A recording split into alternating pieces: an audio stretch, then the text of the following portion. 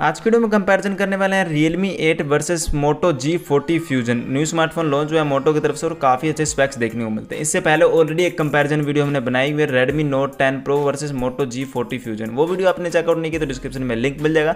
लेकिन आज की वीडियो में डिटेल में कंपैरिजन करेंगे Realme 8 versus Moto G40 Fusion। इन दोनों में से आपको कौन से स्मार्टफोन को परचेज करना चाहिए, किस पे इन्वेस्ट करना चाहिए, कौन सा स्मार्टफोन आपके लिए बेस्ट है। डिटेल कंपैरिजन करेंगे, डिस्प्ले से लेकर कैमरा से लेकर परफॉर्मेंस से लेकर हर एक चीज़ कंपेयर करके बताएंगे कि कौन सा स्मार्टफोन आपके लिए बेस्ट है। अंदर घुस के देखेंगे पूरी अच्छी तरीके से।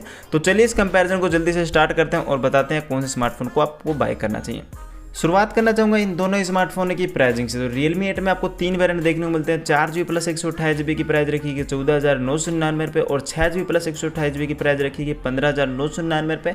एक तीसरा वेरिएंट और देखने को मिलता है 8GB प्लस 128GB जिसकी प्राइस रखी गई 16,999 रुपये। वहीं मैं बात करूँ Moto G40 Fusion की तो इसके पे देखने को मिलते हैं 2 वेरिएंट। 4GB प्लस 64GB की प्राइस रखी गई 13,999 रुपये। एक तीसरा वेरिएंट और देखने को मिलता है 6GB प्लस 128GB जिसकी प्राइस रखी गई 15,999 रुपये।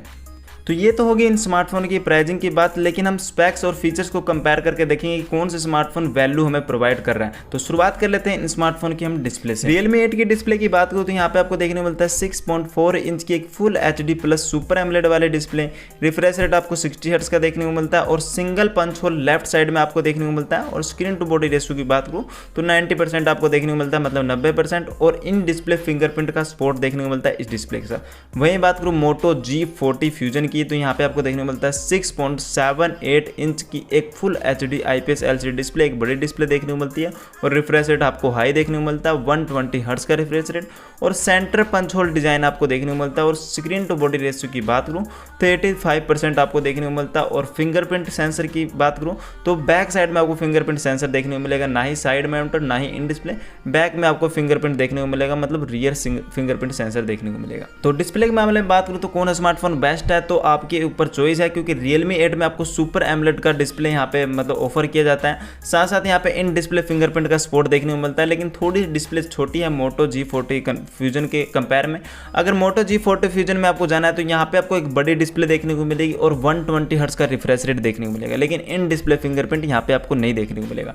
तो अगर आपको इन डिस्प्ले चाहिए, सुपर एमोलेड चाहिए तो Realme 8 के साथ जा सकते हैं। अगर आपको हाई रिफ्रेश रेट और बड़ी डिस्प्ले चाहिए तो Moto G40 Fusion के साथ आप जा सकते हैं। अब आते हैं हम दोनों स्मार्टफोन की बैक डिजाइन की। तो Realme 8 की मैं बात करूँ तो यहाँ पे प्लास्टिक पॉलीकार्बोनेट आपको बैक देखने को मिलती है, मतलब यहाँ पे स्क्रैचेस आसानी से पड़ जाएंगे यहाँ पे। और प्लास्टिक साइडों के फ्रेम भी आपको प्लास्टिक देखने को मिलती है। Moto G40 Fusion की बात करूँ तो इसमें भी प्लास्टिक पॉलीकार्बोनेट देखने को मिलती है, ग्लोसी बैक और प्लास्टिक मतलब फ्रेम भी इसकी प्लास्टिक देखने को मिलती है। लेकिन डिजाइन के मामले में मुझे Moto G40 Fusion का थोड़ा डिजाइन अच्छा लगा, क्योंकि Realme 8 में ना Dare to Leap लिखा हुआ ना, और Realme की ब्रांडिंग काफ़ी बड़ी है तो मुझे ज़्यादा उतना अच्छा नहीं लगा। बाकी Moto G40 Fusion का एक डिज़ाइन अच्छा है, क्योंकि ग्लोसी डिज़ाइन है, कोई भी डेयर टू लीप कोई भी ब्रांडिंग बड़े अक्षरों में नहीं दी हुई। बाकी आप बताना आपको किसका डिज़ाइन बेस्ट लगा।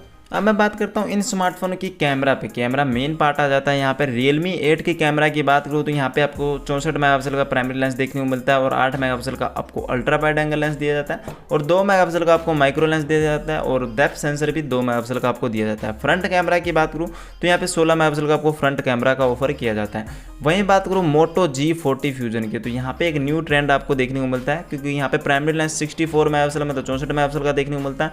जो अल्ट्रा वाइड एंगल लेंस है उसी के अंदर माइक्रो लेंस भी आपको देखने को मिलता है। अगर इसको माइक्रो लेंस बनाना है तो माइक्रो लेंस भी बना सकते हो, और मतलब अल्ट्रा वाइड एंगल बनाना है तो अल्ट्रा वाइड भी बना सकते हो। मतलब 8 मेगापिक्सल का अल्ट्रा वाइड भी देखने को मिलता है और 8 मेगापिक्सल का आपको माइक्रो लेंस भी देखने को मिलता है एक ही लेंस के अंदर। और डेप्थ सेंसर की बात करूँ तो 2 मेगापिक्सल का आपको देखने को मिलता है और फ्रंट कैमरा आपको 16 मेगापिक्सल का देखने को मिलता है। कैमराज के मामले में बात करूँ तो Moto G40 Fusion का कैमरा मुझे बेस्ट लगा, क्योंकि यहाँ पे 8 मेगापिक्सल का एक माइक्रो लेंस का एक ऑफर किया जा रहा है। और मतलब यहाँ पे एक प्रकार से पता है आपको इसमें स्टॉक एंड्रॉइड है, अभी आगे मैं स्पेक्स में बताऊंगा, तो यहाँ पे थोड़े कैमरा बेटर लग सकते हैं स्पेक्स वाइज। बाकी एक बार प्रैक्टिकल टेस्ट देखना बनता है, उसमें पता लगेगा किसका कैमरा बेस्ट है। वैसे मुझे Moto G40 Fusion का अभी कैमरा बेस्ट लग रहा है। अब मैं बात करूँ यहाँ पे परफॉर्मेंस की, किसकी परफॉर्मेंस आपको बेटर देखने को मिलेगी, तो यहाँ पे Realme 8 की बात करूँ तो यहाँ पे आपको देखने को मिलता है MediaTek का Helio G95 का प्रोसेसर, 12 nm की टेक्नोलॉजी बेस है। और GPU की बात करूँ तो Mali G676 MC4 वाला GPU देखने को मिलता है। और अंतुष कोर की बात करूँ तो 2,90,000 के आसपास देखने को मिलता है। और CPU की बात करूँ तो 2.05 GHz ऑक्टा कोर प्रोसेसर देखने को मिलता है। वहीं मैं बात करूँ यहाँ पे Moto G40, यहाँ पे आपको देखने को मिलता है स्नैपड्रैगन का प्रोसेसर 732G वाला प्रोसेसर, ये भी एक गेमिंग प्रोसेसर है। लेकिन ये 8 nm की टेक्नोलॉजी बेस है। GPU Adreno 618 देखने को मिलता है। अंतु स्कोर की बात करूँ तो 3.1 लाख आपको देखने को मिलता है और CPU की बात करूँ तो 2.2 गीगाहर्ट्ज़ ऑक्टा कोर प्रोसेसर देखने को मिलता है। तो यहाँ पे प्रोसेसर के मामले में बात करूँ तो यहाँ पे Moto G40 का प्रोसेसर काफ़ी अच्छा देखने को मिलता है, क्योंकि यहाँ पे 8 nm की टेक्नोलॉजी देखने को मिलती है, जिसकी वजह से बैटरी काफ़ी ज़्यादा कम कंज्यूम करेगा और स्नैपड्रैगन के प्रोसेसर कम हीट होते हैं, इस बात का आपको ध्यान रखना पड़ेगा। Gcam का फुल सपोर्ट देखने को मिलेगा, तो इस बात का आपको थोड़ा ध्यान रखिए और परफॉर्मेंस थोड़ी बेटर आपको देखने को मिल जाएगी। और वो MediaTek का प्रोसेसर भी इतना ज़्यादा पीछा नहीं है, लेकिन वो थोड़ा हीट ज़्यादा होते हैं और 12 nm टेक्नोलॉजी है तो बैटरी थोड़ी ज़्यादा कंज्यूम करेंगे, तो और Gcam का भी सपोर्ट आपको नहीं देखने को मिलेगा, तो इस बात का आपको थोड़ा ध्यान रखना होगा। अब मैं बात करता हूँ इन स्मार्टफोन की बैटरी एंड चार्जर की। तो यहाँ पे मैं बात करूँ Realme 8 की, तो यहाँ पे आपको 5000 mAh की बिग बैटरी देखने को मिलती है और चार्जर की बात करूँ तो 30 वोट का चार्जर आपको ऑफर किया जाता है। USB टाइप आपको C देखने को मिलता है। वहीं बात करूँ Moto G40 Fusion की, तो यहाँ पे आपको देखने को मिलता है 6000 mAh की एक बिग बैटरी और चार्जर आपको 20 वोट का ही देखने को मिलता है और USB टाइप C देखने को मिलता है, लेकिन फास्ट चार्जर है ये 20 वोट का भी। अब मैं बात करता हूँ इनकी ऑपरेटिंग सिस्टम की, तो Realme 8 में आपको देखने को मिलता है Realme UI 2.0 जो कि Android 11 पे बेस है। थोड़े बहुत एड्स यहाँ पे आपको देखने को मिल जाएंगे, थोड़े बहुत ब्लोटवेयर्स भी आपको देखने को मिल जाएंगे, तो इस बात का आपको थोड़ा ध्यान रखना होगा। वही बात करूँ यहाँ पे Moto G40 की, तो यहाँ पे आपको देखने को मिलता है स्टॉक एंड्रॉयड और Android 11 पे बेस होगा, तो यहाँ पे आपको परफॉर्मेंस इसकी वजह से थोड़ी और ज़्यादा बूस्ट देखने को मिलेगी, क्योंकि स्टॉक एंड्रॉयड काफ़ी ज़्यादा क्लीन UI होते हैं, लेकिन थोड़े फीचर्स कम होते हैं सॉफ्टवेयर के मामले में। तो आप बताना आपको सॉफ्टवेयर किसका अच्छा लगा। वैसे क्लीन UI आपको चाहिए तो यहाँ पे Moto G40 में आपको देखने को मिलता है। अब हम थोड़ा उसके अंदर उस स्मार्टफोन में और घुस जाते हैं और Realme 8 के मैं बेसिक फीचर्स की बात कर लेता हूँ। तो यहाँ पे 3.5 का ऑडियो जैक देखने को मिल जाएगा। सिम स्लॉट 2 सिम एक SD कार्ड आप लगा सकते हैं Realme 8 में, लेकिन Moto G40 Fusion में बात करूँ तो 3.5 का ऑडियो जैक तो देखने को मिलता है। लेकिन सिम स्लॉट की बात करूँ तो यहाँ पे आपको हाइब्रिड सिम स्लॉट देखने को मिलता है। हाइब्रिड सिम स्लॉट क्या होता है, इसके अंदर आप सिर्फ 2 ही सिम लगा सकते हो। अगर आपको SD कार्ड लगाना है तो एक ही सिम चलाना होगा और एक SD कार्ड चलाना पड़ेगा, तो ये बात आपको थोड़ा ध्यान रखना पड़ेगा। 2 सिम चलानी है तो SD कार्ड नहीं लगा सकते, अगर आपको एक सिम और एक SD कार्ड इसके अंदर आप लगा सकते हैं।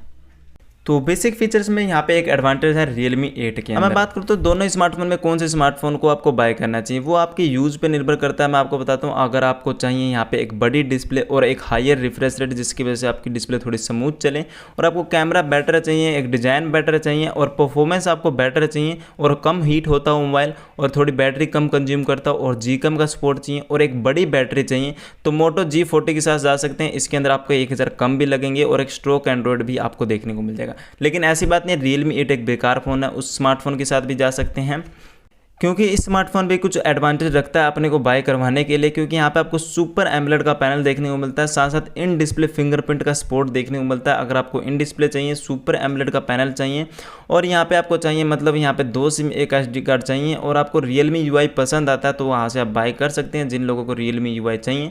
बाकी स्टॉक एंड्रॉयड काफ़ी लोगों को पसंद आता है, वो आपके ऊपर डिपेंड करता है। तो ये कुछ एडवांटेज रखता है Realme वाले। तो Realme 8 में आपको इन डिस्प्ले फिंगरप्रिंट और सुपर एमोलेड का एक डिस्प्ले, एक मेन जो फीचर आपको देखने को मिलता है, जो कि Moto G40 के अंदर आपको नहीं देखने को मिलता। तो आई होप अपने अपने यूज़ के हिसाब से आप दोनों स्मार्टफोन में कौन से स्मार्टफोन को बाय करेंगे अब मुझे बताना कमेंट बॉक्स में। मिलते हैं नेक्स्ट वीडियो में, take care and good bye.